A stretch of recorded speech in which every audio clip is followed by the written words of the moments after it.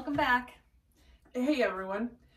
So thanks again for being here and watching our videos. We more than you know appreciate it. So thank you. If you watched the last video, you know that we left off as Liberty was talking about how she was sitting in the little itty bitty conference room about to meet with the man who murdered her brother, Cameron. And she had a panic attack, but then thought about how, wow, I wonder if he's as scared as I am and going through this. So she got mostly better, mostly unnervous. Of course there's going to be some nerves. Drink her water. And now we're to the part where they bring him in. Yeah, we got a little behind schedule because of my little nervous breakdown. But they went and got him once I let them know that I was ready. And you know, one of the victim services volunteers stayed with me. The other one is the one that went out and got him. Okay. And I don't, you know, that moment when he walked through the door, it's something that I don't fully remember, but will also never forget. And as I said in the previous video, Cameron and I grew up together. And in my mind, he was this little kid from my childhood. And then he walks in and he's this, you know, 45-year-old man who's been lifting weights for 23 years. Wow. Yeah. You know, he was different, obviously, than I remembered him. But he also wasn't the terrifying monster that I thought he was in my head, you know. But yeah, he walked through the door and sat down directly across from me, and it was so fucking awkward. I can only imagine. Right? So the victim services. Where do you start? Yeah, right? Hey, how have you been?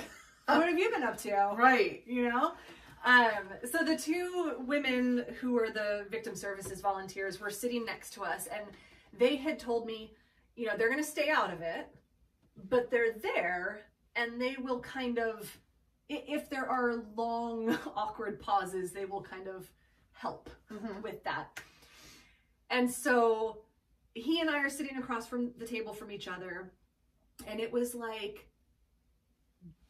being a teenager, because we're both like hands in our laps, heads down, but we'd glance up at each other and make eye contact and instantly like put our heads down. I mean, this went on for what felt like an eternity. Neither of us saying anything, but awkwardly making eye contact.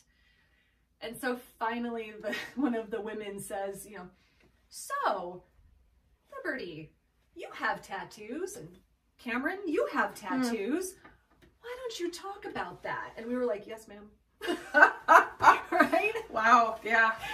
So we start showing each other our tattoos, and did he have quite a lot?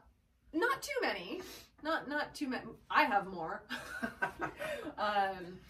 But as I had mentioned in the earlier video, one of my conditions for meeting with him was that we don't talk about the crime. Okay. And so we actually ended up, we had 2 hours together, and we ended up laughing almost for 2 hours straight, reminiscing about our childhood. Because once the ice was broken, you know, he asked me if the arcade was still behind the pizza parlor, which that arcade has been gone for 20 years now, right? But it was there when he went to prison. And, you know, asked me little things about the town. We talked about sledding down the hill at the elementary school on trash can lids when it would snow.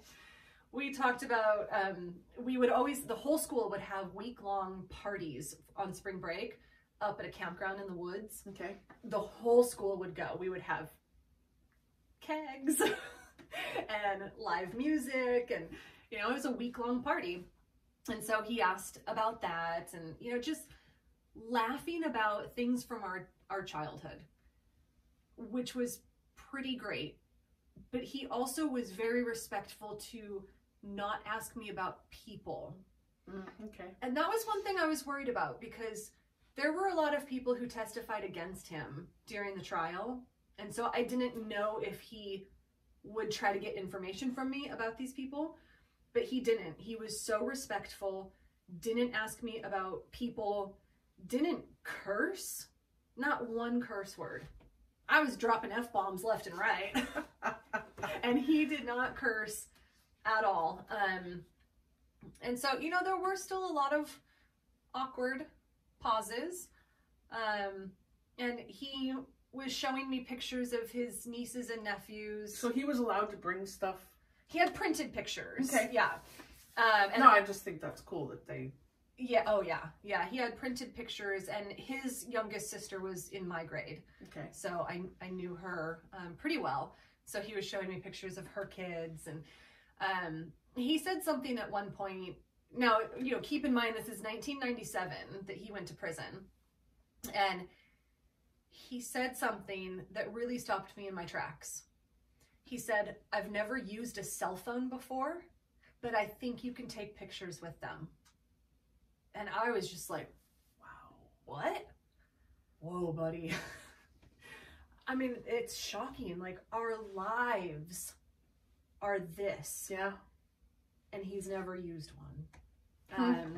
But, you know, he's part of the dog training program, so he told me about that. And he had actually arranged for the guy that was watching his dog while Cameron was in with me.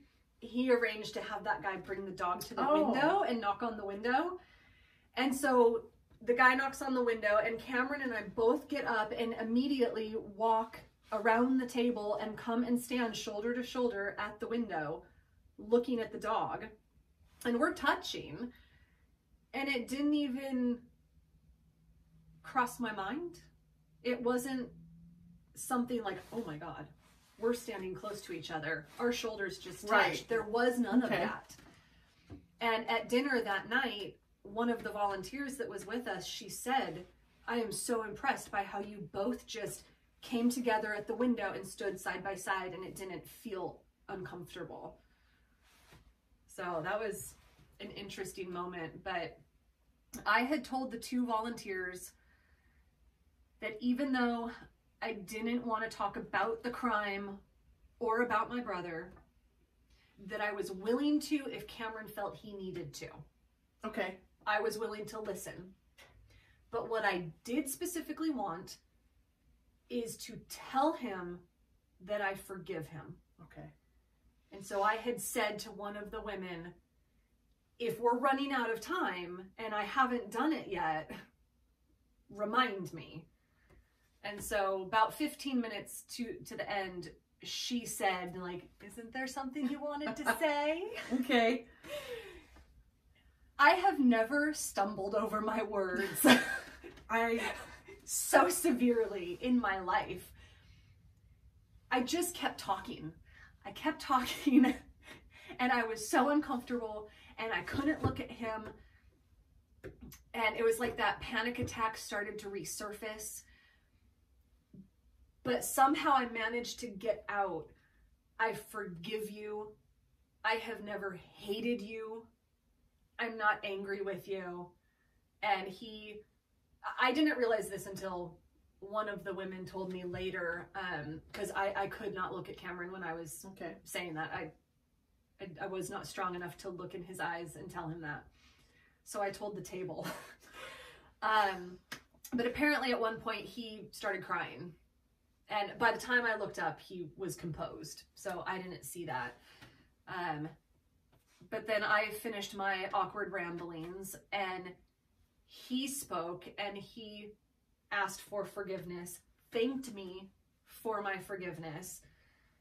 And he said, "Every single day, I wish I could go back and change it." And I said, "I don't." which kind of made me feel like a dick. But I don't. I would not change it. Which is, I mean, it's... You have to explain why, because a lot of people are going to be like... I know. And I tried to explain that to Cameron, but I was not articulate. I was not eloquent.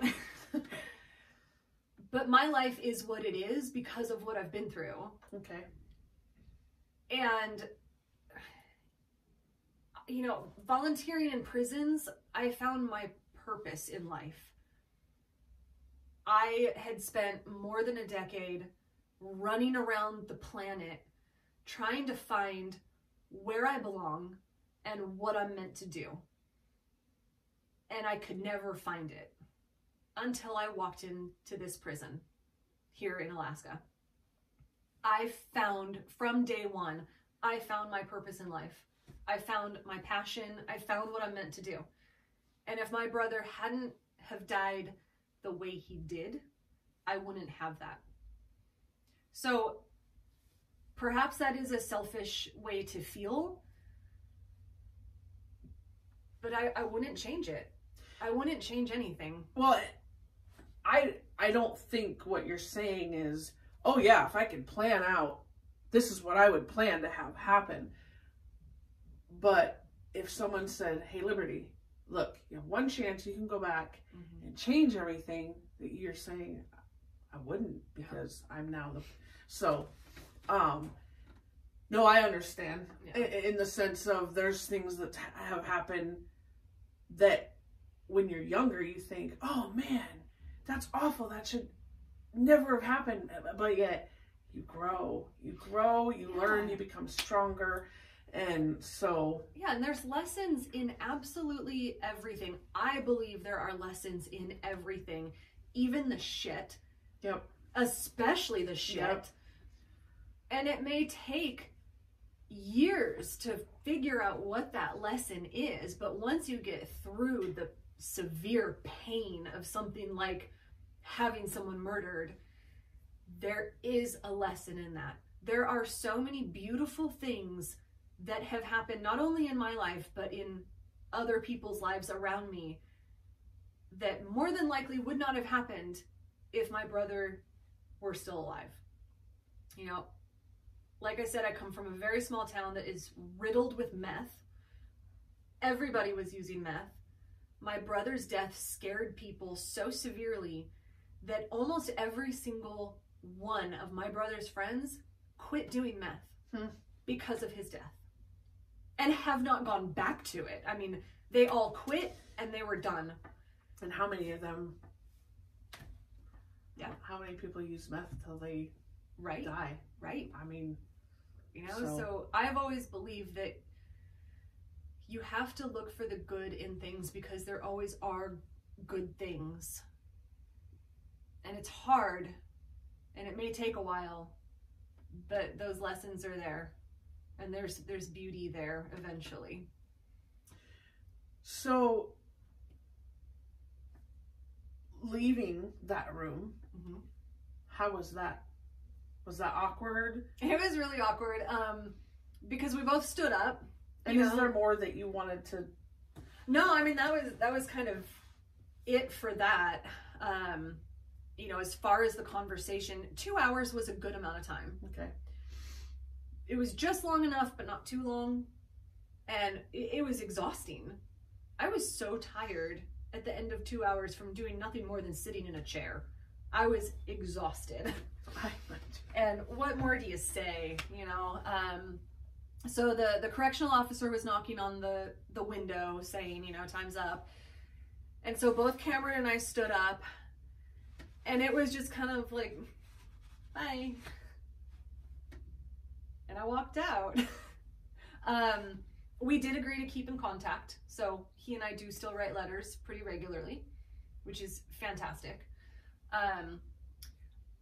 Yeah, so I walked out of the prison and had dinner that night with the women from Victim Services and just kind of debriefed about everything. And then they debriefed with Cameron later as well.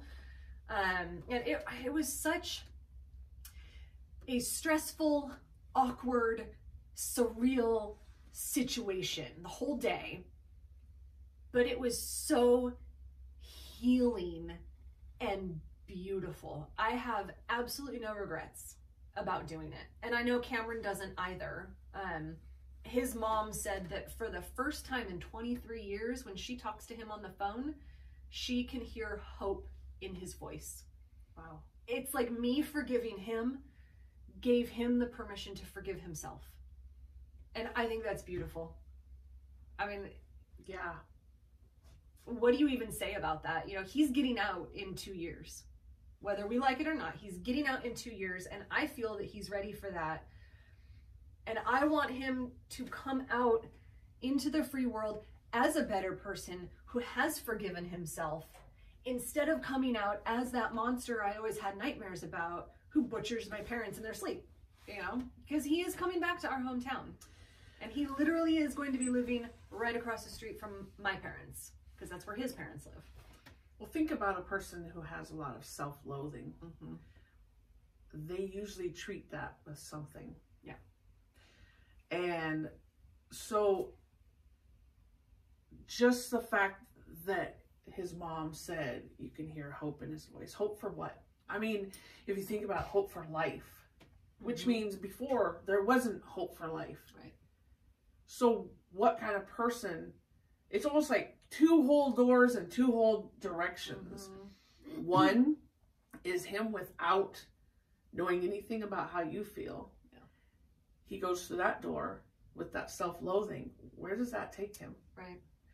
Or now he has hope for life and that forgiveness of himself, your forgiveness, and it just feels like there is so much more hope through that door.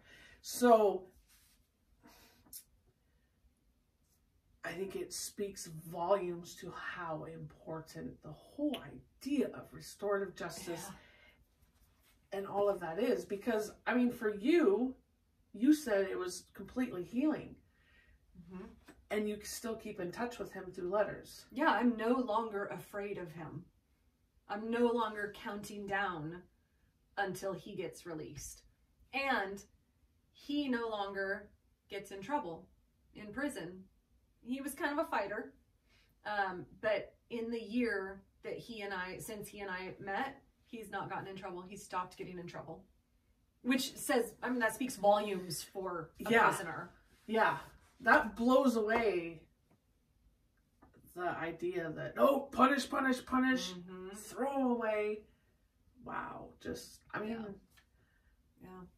That's amazing to me. So,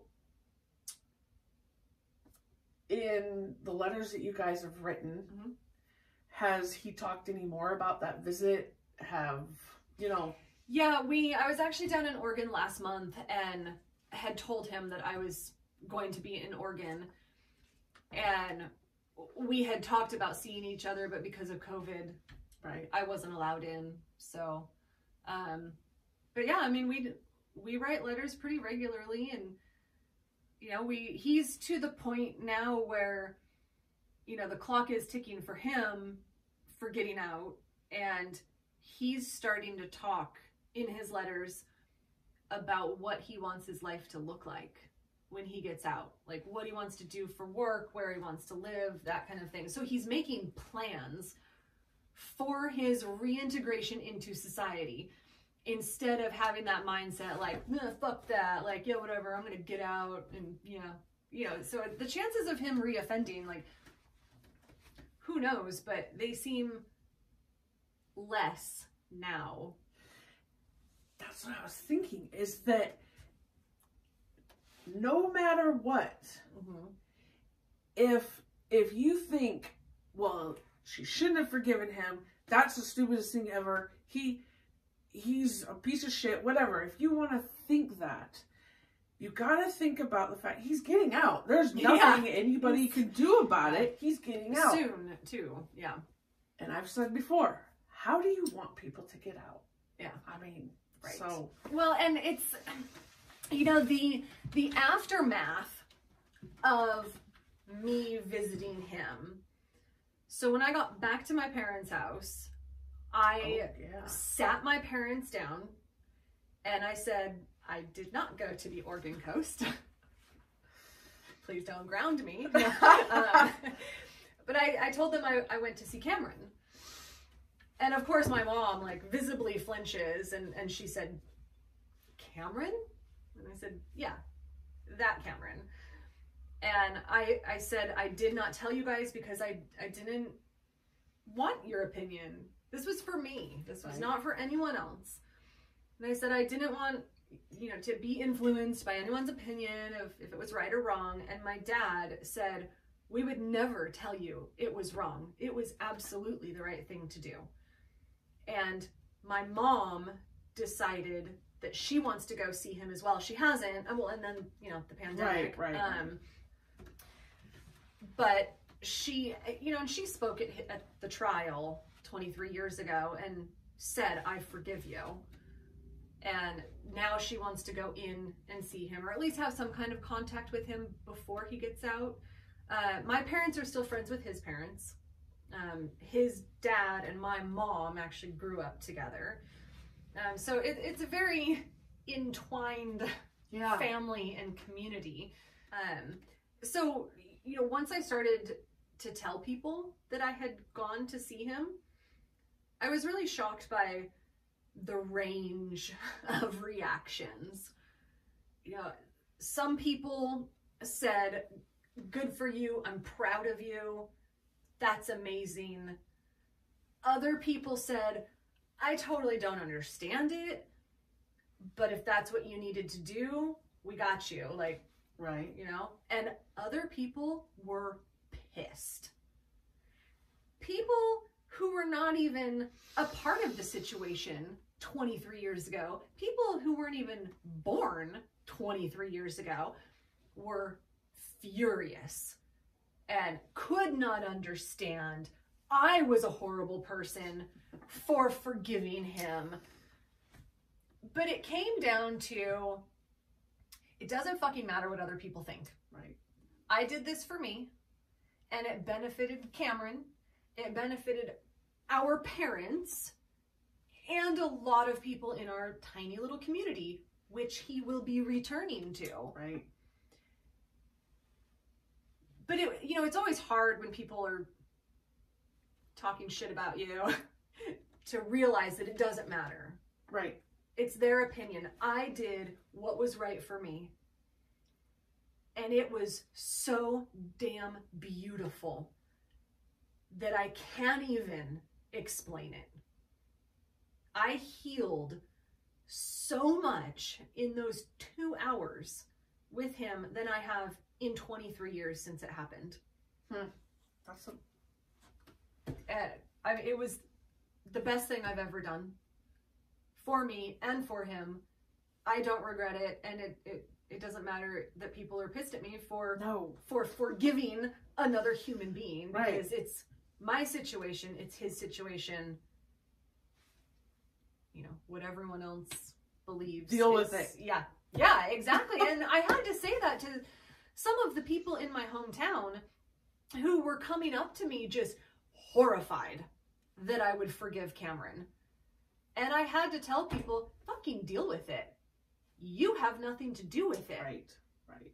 This is my family and his family, and we all have forgiven each other and are so much more happier and well-rounded and healthier because of this forgiveness. So it's just amazing to me how people can be on the outside of a situation and be so against forgiveness, when I have seen firsthand how forgiveness heals people. And it is so profound and so powerful that you can't even comprehend it. So let's talk about the people that want to live with that wrapped up hate. Because here's the thing, nobody can force you to forgive. No. Nobody can force you to release. And you said that you didn't feel hate, but there's a lot of people that do. And you can't force anybody to release that. But what generally happens to those people, or the people who want revenge? Ooh, they go to prison. They go to prison. Right. They end up shells of people. So anybody who's going to put you down or get in your face about forgiving someone, they might want to take a look inside and see, for one thing, have they been in any sort of situation like you were in? But also, is it really fun to live with hate of someone? Or, I will not forgive that person. It's toxic, not only to the person who has that hate bottled up, but to every single person in their lives, every person they interact with. It is toxic. Yeah. I've known a lot of people that let hate just take over them. Yeah. They're no longer in my life because I can't be around that. But it is so incredible, the healing that goes on and the difference between, I mean, who knows? I don't think you'll ever know how many people are impacted by you forgiving Cameron. Cameron being able to forgive himself, because who knows what he would have been like if he got out without, would there have been other victims? Who knows? So, I mean, love beats hate, I guess. Yeah. It's just, forgiveness beats revenge. It just... Well, and this, I feel like the story of Cameron and I meeting is something that DOC should utilize. I mean, oh, yes. We are the prime example of how restorative justice works, that restorative justice does work, that victim offender dialogues work, that healing is possible and forgiveness is powerful. You know, we are proof that it is the correct path versus lock them up and throw away the key and turn them savage. And then let them out again. And then let them out. Exactly. Yeah. Yeah. Nope. Totally agree. Thank you so much for sharing that. Yes. Because it is just, it's the epitome of restorative justice. Boom, right there. And that is amazing. Go ahead, argue with her. Go ahead. I'm just saying. I'm not good at arguing. Please don't argue with me. So thank you guys for watching. Thank you so much. And is there anything else you wanted to say? Yeah, I mean, thank you doesn't even begin to cover it. You know, thank you for not only watching all of these videos, but for sitting through these videos in particular and giving them your time and your attention, because it is a very painful story for me to share. And I'm just really grateful that you're here and that you helped me through this. And you know, that's what friends are for. I know. And yeah, thank you guys for listening and taking the time to spend with us today. So we'll see you next time. See ya.